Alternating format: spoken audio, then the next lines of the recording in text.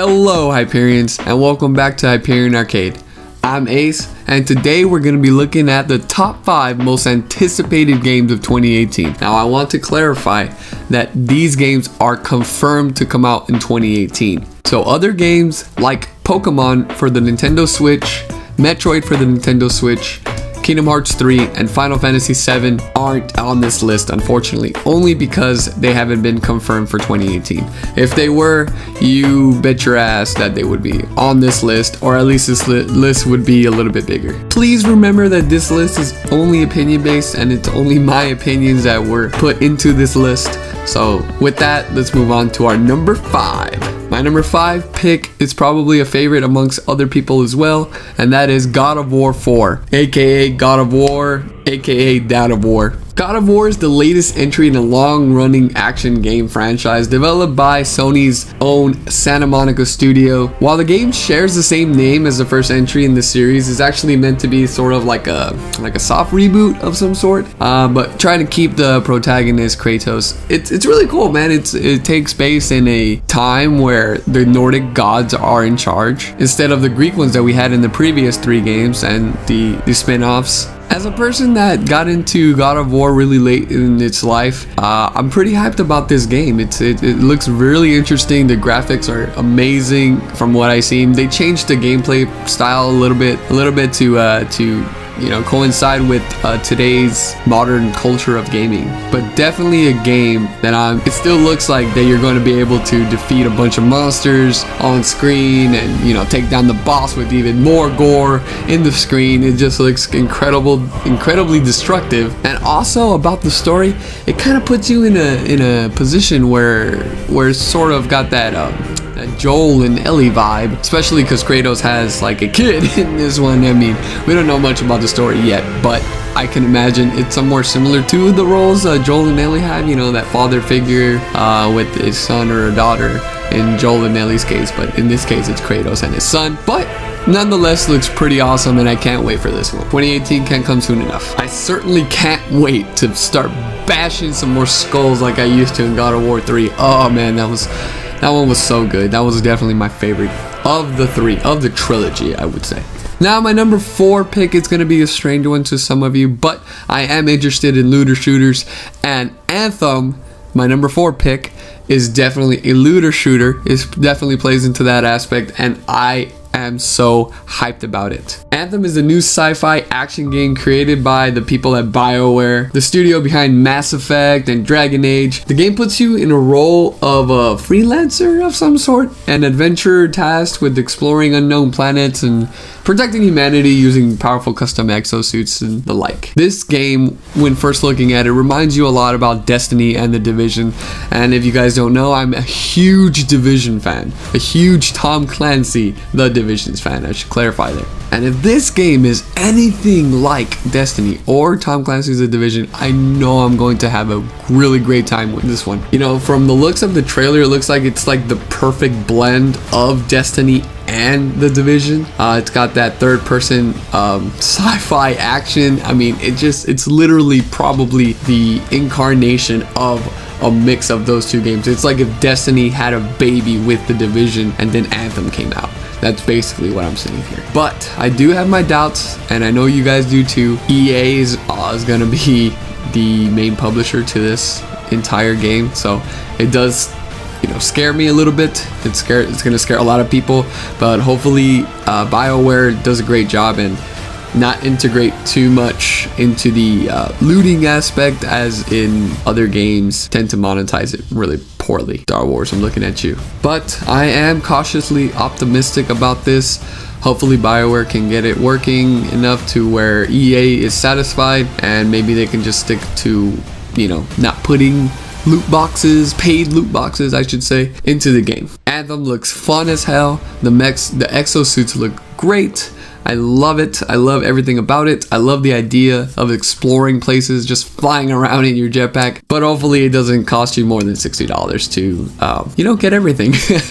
Now moving on to my number 3 pick. And this one is huge. It's Dissidia Final Fantasy NT, the third installment in the franchise. The City of Final Fantasy NT is like a fighting game with action RPG elements, and it's coming out for the PS4. It's being developed by Koei Tecmo's Team Ninja and published by Square Enix. In this game, you'll be pitted 3 against 3 in a universe where all the Final Fantasy characters, well, not all of them, but most of the fan favorites are here to collide with each other in battle. Now, this game is scheduled to release early next year in January from what it seems from all the trailers. But this is definitely a game I have a huge history with. I've played the PSP versions. I felt them, and they just collided with me in a really awesome way. This game has to be incredible. Like, it has to be incredible. It's already released, oddly enough, in Japan in the arcades over there. The awesome part about this game is that it continues to get updates in the arcade version, so I'm expecting those updates to also continue in the home version and in the arcade version at the same time, which will be awesome. This is the game I have definitely been waiting for a very long time. The last Dissidia game came out who knows how long ago, but it never ever reached home consoles. This is the first time. This is extraordinary in the Final Fantasy franchise. This is the first time it's ever hit a home console, this game in particular, and I couldn't be more excited about it. I do want to point out that I did get a chance to play the beta of this game earlier this year. The only gripe that I really had with the game was that I thought it felt too slow. The pacing just felt a little too slow for my taste, but I still enjoyed myself. I still can't wait for the game. I'm still pre-ordering it, so that doesn't matter. I'm still getting it. Doesn't matter.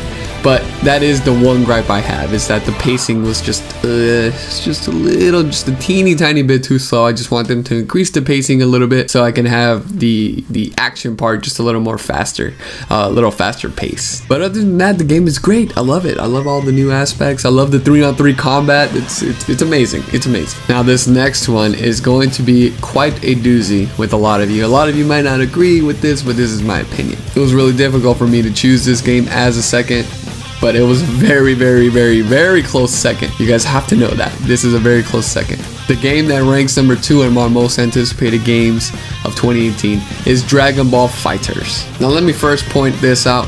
I'm a huge Dragon Ball fan.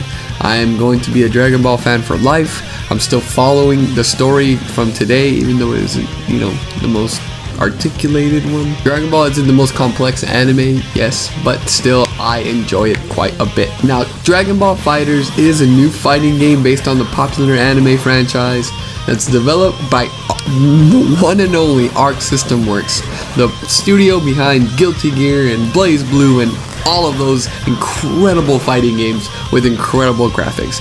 I could not have picked a better studio to do my Dragon Ball game. It's Dragon Ball in its purest form. There's no question about it. This may be the greatest Dragon Ball fighting game ever created. I'm sorry, Xenoverse, you're gonna have to stick with casual play. I still enjoy Xenoverse quite a bit. If you want to hear more about that, you can check out my video about the future of Dragon Ball later on if you want. Definitely check that out, guys. But nonetheless, this game is incredible. It looks incredible. I can't wait to try it out for myself when the open beta comes around. But what else can I say about this game? It looks incredible. The art style just is incredibly well done. I have nothing more to say about this game. It's going to be a huge blast. It's going to be a game that takes up a lot of my time in 2018, even well into 2019 and maybe possibly the future. And speaking of a game that's going to be taking up a lot of my time in 2018 and the future, we go to my number 1 pick. The most anticipated game that I have on my list for 2018 is none other than Monster Hunter World. The Monster Hunter franchise returns to consoles with Monster Hunter World. Like the recent 3DS installments, you can scale walls, leap attacks onto monsters, and cook food. It also appears to have a multitude of new elements like grappling hook and flares and a machine gun-like firearm. There's so much to do now. This is not Monster Hunter that you know anymore, but it may be better. A lot of the core aspects of the game have been streamlined to coincide with a more general audience. So some people may say that this is like nerfing the competitiveness or the expertise of the people that are used to this game, the veterans like myself. But I disagree. A lot of the tweaks that they made, I think, had to be done. A lot of the tweaks that they made had to be done because the old system was just so tedious before. But I'm happy about everything about this game. I can't wait for it. The game looks beautiful in HD. Like, it looks so good. You have, oh man. I've been struggling for years with the 3DS and the Wii U. It just compared to this, it just doesn't amount to anything. Monster Hunter World is definitely a game where newcomers can come in and feel like they're not entirely lost into the game. Yes, there's still some stuff that probably can't be explained until they actually try to complete quests and do things of the nature of the game. You know, it's just the way that the Monster Hunter games work usually. Like, you just gotta play the game, and once you're hooked, you're hooked. But definitely a game I recommend the most out of all of them in my entire list of games for 2018 is definitely Monster Hunter. No question about it. I'm a Monster Hunter fan. I've been a Monster Hunter fan since the third game. And there you have it, Hyperions. My list of the most anticipated games of 2018. What did you think? Do you like my list? Do you agree? Do you disagree?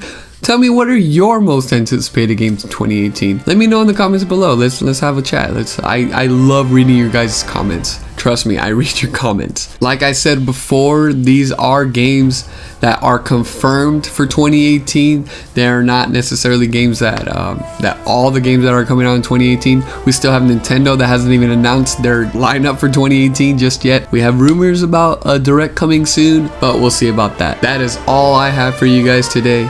Please remember to subscribe, to follow me on Twitter, to follow me on Twitch. You guys know the deal. Also, don't forget to hit the notification bell so you guys can get notified on my lists or when I'm streaming. I do stream a lot. So please, by all means, hit the bell. I have been your host, Ace, and I'll see you on the next episode of Hyperion Arcade.